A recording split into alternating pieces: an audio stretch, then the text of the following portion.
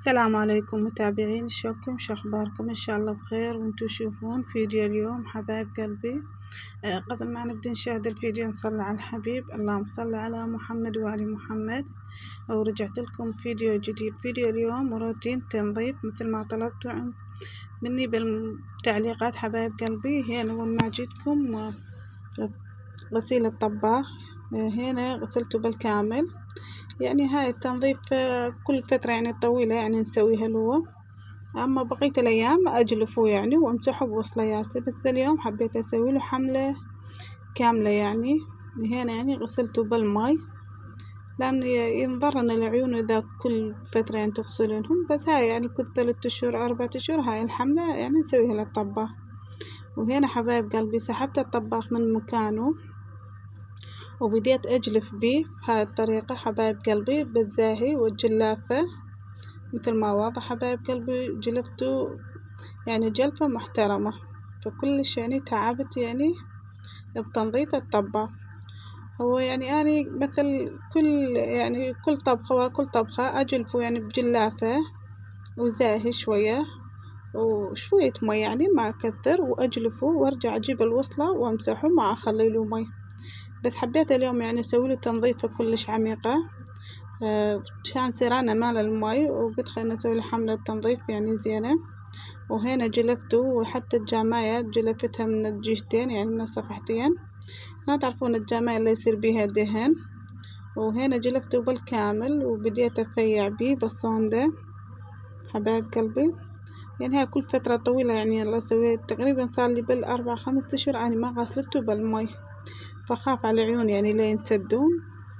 بس حبيت يعني أسوي له هاي الحملة وأشارككم هذا الفيديو.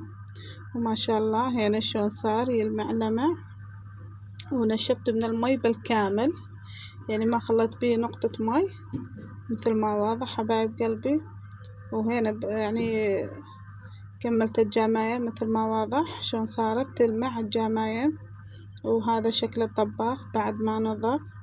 اكتبوا لنا بالتعليقات شنو رايكم بتنظيف الطباخ حبايب قلبي.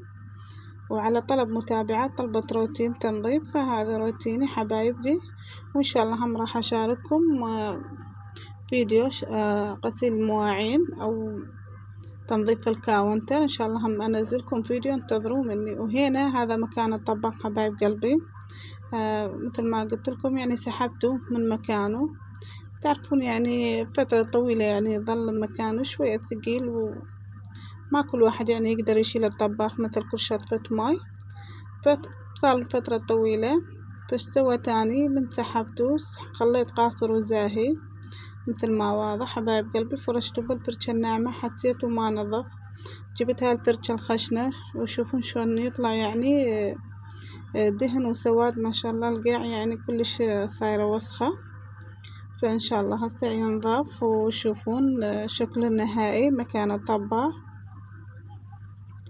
واحنا يعني انا كل سيرة مي يعني اسوي حملة للمطبخ، بس شوي يعني تعاجز من شيلة الغراض، فعاد واحد ما يقدر كل سيرة مي. ولكن يعني انظف يعني الجو الغراض، يعني اعمل بطشة مي وما اخلي كل شي جوا. بس مو مثل تشيلينه وتفرشين القاع بالفرشة تسيطرين عليها.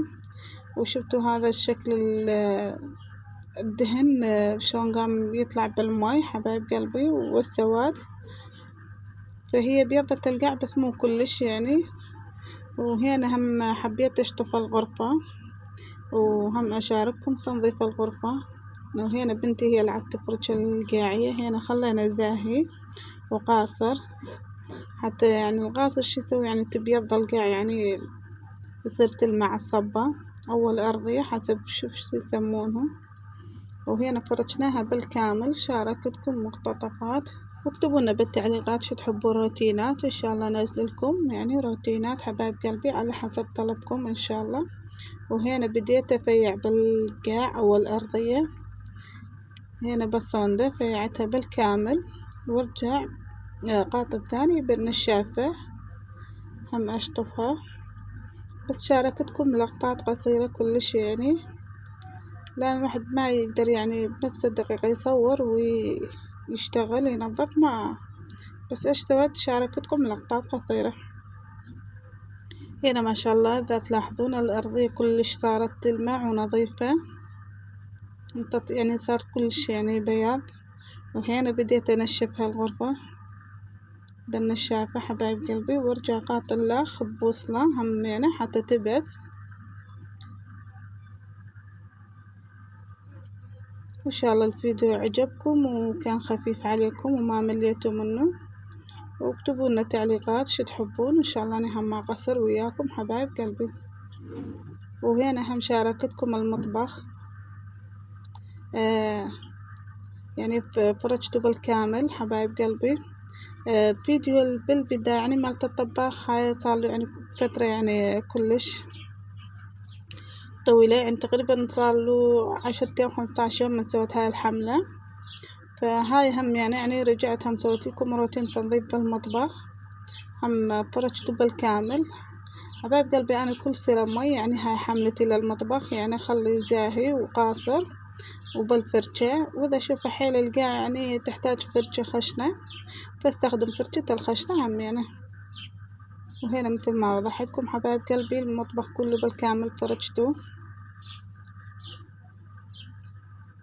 لأن الصبة شوي يعني مو مثل الكاشة والسيراميك، يعني شلون يعني نقول عالسريع تتوسخ وشوية صعبة تنظيفتها، يعني إذا ما فرشة وقاصر وزاهي ما ينظف حبايب قلبي. هذا مثل ما وضح فرشته بالكامل المطبخ، وهنا بديت أفيع بيه. هذا تنظيفة المطبخ هذا البارحة جاء المية هنا عندنا، وحبيت يعني أسوي لكم هذا الروتين وأطبقه ويا الفيديو الأولي مع الطباخ، يصير فيديو كامل لكم ينزل لكم.